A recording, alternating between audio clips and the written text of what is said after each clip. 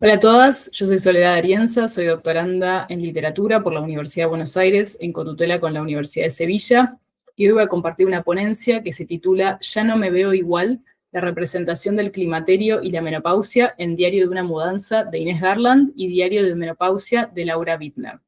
Aprovecho para agradecerles a las organizadoras del Congreso por aceptar mi contribución.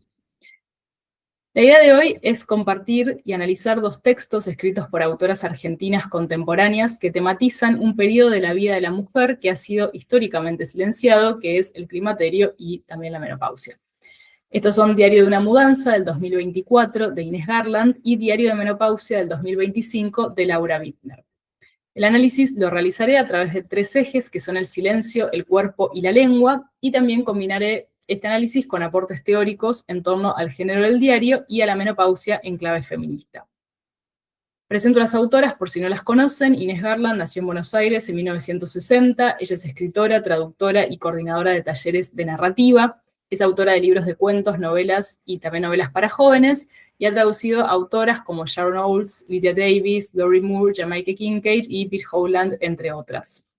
En cuanto a Laura Bittner, también es porteña, nació en 1967, es licenciada en letras, coordina talleres de poesía y de traducción, publicó libros de poesía, también un ensayo sobre su vida como traductora, y ha traducido autores como Catherine Mansfield, Leonard Cohen, Claire Louise Bennett, entre muchos otros.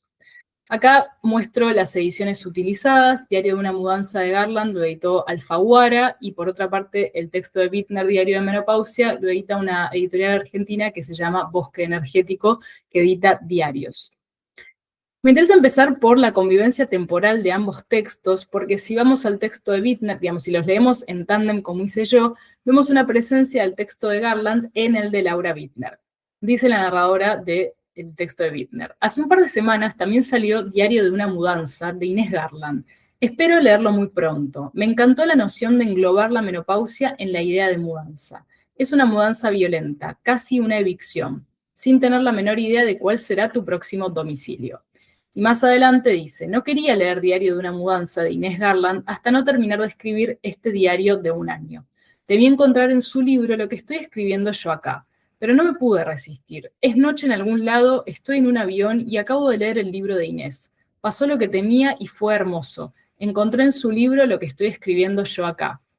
Lo que me interesa de estas citas es cómo marcan cuando Bittner encuentra que está el texto de Garland hablando de lo mismo, en lugar de angustiarse por decir, uy, yo estoy escribiendo sobre esto y hay justamente otra autora que ya está tratando el mismo tema, ¿no? Como esos fantasmas que incluso siguen quizás ahora de la originalidad en los temas, el tratamiento de los temas en el arte o en la literatura. Ella se alegra porque encuentra una interlocutora, encuentra otro texto que va a hablar justamente de lo mismo, y eso es algo muy positivo porque se va generando una comunidad, una voz que excede el yo y que va siendo un poco más colectiva. Porque ambos son textos en los que tenemos narradoras que van a compartir sus experiencias en cómo atraviesan este momento de la vida, el climaterio y la menopausia. Para pasar a los aportes teóricos y luego vuelvo al análisis de los textos, me interesa empezar con un pequeño aporte sobre el diario en tanto género literario, digo breve, ¿no? Un breve aporte de Philippe Lejeune, que está en un texto que es de la autobiografía al diario, Historia de una deriva. En este texto, él plantea el diario como una serie de huellas fechadas. Aparte de la referencia a las fechas, que es algo típico del diario, la cuestión de la periodicidad y que esté presente la fecha de escritura, cosa que sí encontramos en el texto de Bittner, no así en el de Garland. Me interesa la idea de las huellas, esta idea de la escritura como que es dejar un trazo de la experiencia. Sobre la cuestión del género en el texto de Garland, no es estrictamente un diario. Ella también dice que tampoco lo ve como una novela. En diversas entrevistas dice que lo lee más como un texto híbrido que tiene ecos o retazos de distintos géneros. Otro concepto importante es la experiencia. El concepto de experiencia leído en clave feminista por ejemplo, Patricia Violi, quien en el texto Sujeto lingüístico y sujeto femenino de 1990 plantea un estudio de las posibilidades de expresión de la subjetividad femenina en el lenguaje, y ella propone una recuperación de la dimensión sensible de la corporeidad y de la sexualidad y del inconsciente, aspectos que en un discurso más logocéntrico, falocéntrico, no están presentes. Y esto me parece central o interesante para articular con estos textos, justamente porque el tema del cuerpo, el tema también de la sexualidad va a estar presente. Son mujeres que, si bien están atravesando climaterio y menopausia, no por eso dejan de desear y de encontrarse con distintas parejas y de tener distintos deseos, el sexual y otros. Y me parece también central hablar del concepto de menopausia en clave feminista, tal como lo hace Marcela Lagarde y de los Ríos en su texto Los cautiverios de las mujeres, madres, esposas, monjas, putas, presas y locas, del 2005. Ella dice que la menopausia es la suspensión de la menstruación y significa el término de la fecundidad de las mujeres. Forma parte del síndrome climatérico, se caracteriza por la vivencia de malestares físicos, emocionales e intelectuales. Algunos de ellos ocurren porque concluyen hechos que en la cultura dominante, en particular en la ideología patriarcal de la feminidad, definen esencialmente a la mujer. Esta cuestión tiene que ver con la capacidad reproductiva. Y dice que eso acarrea un problema de identidad genérica, porque marca la terminación de las posibilidades de embarazo, de esa idea del cuerpo para otros, y en el mundo de la naturaleza, entre comillas, femenina, también de las posibilidades de maternidad. Entonces, de repente, la idea del cese de esa capacidad reproductiva también pone en jaque cuál es el lugar de esta mujer en esta sociedad patriarcal que piensa, ¿no?, en la mujer como un ser que se define por la cuestión de la maternidad. Si bien estamos en otra época, hay discursos en torno a esto que siguen lamentablemente resonando. Ya pasando a los textos, me interesa ir un segundo al paratexto, a las dedicatorias que plantean ambos. Diario de una mudanza está dedicado a mi abuela, mi madre y mi hija, mientras que Diario de menopausia dice para las chicas. En el primer caso, el texto de Garland ya marca una idea transgeneracional. Esta noción de dedicarle el texto a las mujeres que la precedieron y a su descendencia. Esta idea del linaje femenino y de compartir todas estas vivencias en torno a la menopausia. Por otra parte, Bittner lo que hace en el Para las chicas es dedicárselo a sus amigas que aparecen en el texto con los nombres cambiados, pero esta cuestión de la comunidad de mujeres en ambos casos, que es absolutamente central porque lo que hace es contrarrestar la invisibilización y el silenciamiento al que la menopausia y el climaterio han estado históricamente relegados y que es justamente el primer eje en el que me voy a centrar. En el texto de Garland, la narradora dice: a mi cuerpo le pasaba algo que tardé años en dilucidar. Los síntomas parecían desordenados. No se me ocurrió al principio que respondieran a nada específico. Nadie me había hablado de la menopausia. Y más adelante dice: jamás oí decir esa palabra cuando las hembras de mi jauría la atravesaban. No estoy tan segura de que la menopausia se atraviese. Más bien diría que es ella la que nos atraviesa a nosotras. Acá, entonces, cobra muchísima más relevancia la dedicatoria, ¿no? Porque justamente frente a esa cadena de silencios, este texto hace un parate y también, de alguna manera, repara ese silencio al dedicárselo a las mujeres que estuvieron antes que ella. Vamos a ver que Bittner refiere al mismo manto de silencio. Dice que esto no es una novela ni un diario privado, que es un diario pensado para ser leído por otras personas, pero también propio, y dice que son cosas mías, pero quiero decirlas en voz alta, ya vemos la cuestión de alzar la voz, y después agrega: ni mis abuelas ni mi mamá mencionaron jamás la palabra menopausia. Intento disipar ese bloqueo en la transmisión contándoles a mi hija y a mi hijo en qué consiste este momento de vida. De nuevo vemos el gesto de la escritura para justamente cortar ese silenciamiento. De todos modos, esa especie de tabú que ronda al climaterio y la menopausia sigue presente en el momento de escritura del texto, porque la narradora cuenta una anécdota en la que es invitada a leer unos poemas en la ciudad de Córdoba, en Argentina, y ella dice: el sonido de menopausia cayó sobre la mesa entre una lasaña y un filé de merluza. Me miraron unas caras que decían: mi idea, todavía me falta. Soy varón, la oí nombrar. Estoy en esa, pero ni loca hablo del tema. No dejo de preguntarme si este diario es un plomo. Vemos como tres personas, uno que dice que soy varón, después otras dos personas que se entiende que son, digamos, feminidades, no quieren hablar de la cuestión. O sea que esa cuestión de ese silenciamiento y ese tabú sigue estando presente.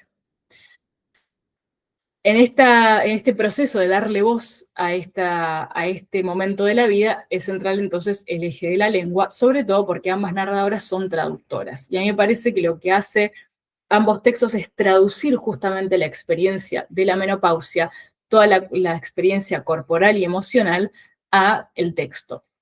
En Diario de una mudanza tenemos el término mudanza como condensación de múltiples significados. Por un lado, mudar de casa, porque la narradora se va a mudar de hogar. Por otro lado, del cuerpo, digamos, esa metamorfosis del cuerpo condensada en la idea de la mudanza. Y también la muerte del padre, porque el mismo día en que los médicos anotan la menopausia de la narradora, muere su padre. Entonces también ahí hay un corte importante. Y lo que hace la narradora en el texto de Garland también es hacer un acopio de todos los términos que son utilizados para describir a la mujer menopáusica. Dice marchita, decrépita, descarnada, flácida, seca, osteoporótica, con agotamiento ovárico, incapacidad de producir hormonas, folículos y ovocitos. Algo similar va a ser la narradora Bittner cuando hace recopilación de este lexicón armado, dice, para la humillación de la mujer. Tenemos madre añosa, ovario geriátrico, abortadora recurrente. Fueron lejísimos con el giro lingüístico. Lograron conjurar las peores imágenes. Una vagina monstruosa, una madre ajada y enroscada como el tronco de un ombú, un ovario pequeñito y arrugado como una nuez que por dentro además está bichada, una mujer que se dedica a embarazarse y abortar como entretenimiento serial.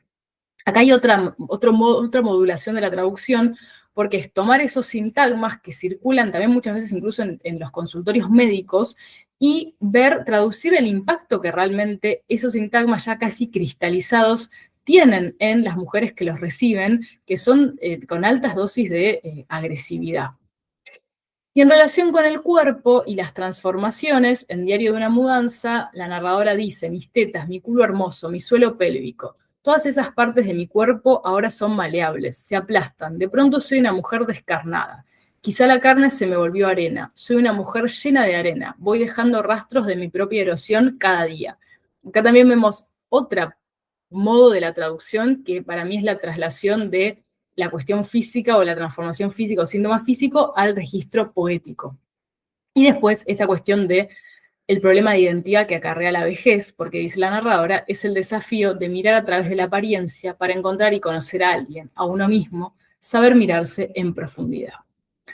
Y con respecto a Diario de menopausia, algún ejemplo con respecto a las transformaciones del cuerpo, dice la narradora: últimamente, si veo una foto donde hay mujeres en mangas cortas, mi punctum es la carne que recubre al cúbito.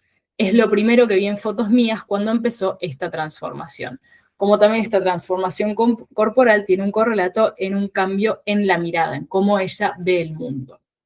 Y dice que el cuerpo ya no puede adaptarse a ese molde que supo ser el mundo, es una sorpresa de lo más perturbadora. Justamente haciendo referencia también a estos cambios que comienzan en todo el periodo que es el climaterio y después la menopausia es en sí la fecha, digamos, la última vez que la mujer menstrua, ¿no? Pero esos cambios vienen desde antes en todo el periodo del climaterio. Y para cerrar esta idea de climaterio, menopausia e identidad, ambas narradoras hacen referencia a esta etapa de la vida como, podríamos decir, un momento, una instancia de arenas movedizas, ¿no? de inestabilidad, pero que también un deseo de poder encontrarse y atravesar esa inestabilidad.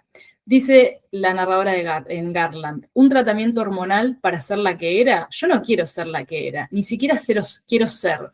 Me gustaría más aprender a estar. Esto frente a la posibilidad de recurrir al tratamiento de reemplazo hormonal, ¿no? Pero no querer volver a un pasado, sino estar, ¿no? Estar en el presente. Y por otra parte, en Diario de menopausia, dice la narradora: Eugenia, que es la editora de Bosque Energético, con quien venimos conversando estos apuntes desde el principio, le escribí preocupada. Se acerca mayo y no tengo nada narrativamente conclusivo para decir. Esto es un sube y baja. Perfecto, me dijo. Esa es la conclusión. De nuevo, vaivenes. Entonces, para cerrar, me interesaron estos textos y realizar esta lectura en conjunto porque creo que visibilizan un periodo del ciclo vital de la mujer históricamente silenciado y que vemos que hoy en día sigue siendo un tabú, si bien por suerte muchísimo menos, y gracias a, digamos, el feminismo y muchísimos movimientos que han posibilitado una apertura de los discursos y de los temas que nos atraviesan. Me parece que ambos textos resuenan en torno al silencio, a la lengua y el cuerpo, y recuperan esta idea del matiz colectivo. Además, me parece que ambas plantean esta idea de la traducción como clave, ¿no? Como principio compositivo para hacer este vaivén entre cuerpo y lengua que vemos en los textos. Dejo acá las referencias consultadas, tanto de los textos fuentes como de los textos teóricos, y con esto termino la presentación. Muchísimas gracias.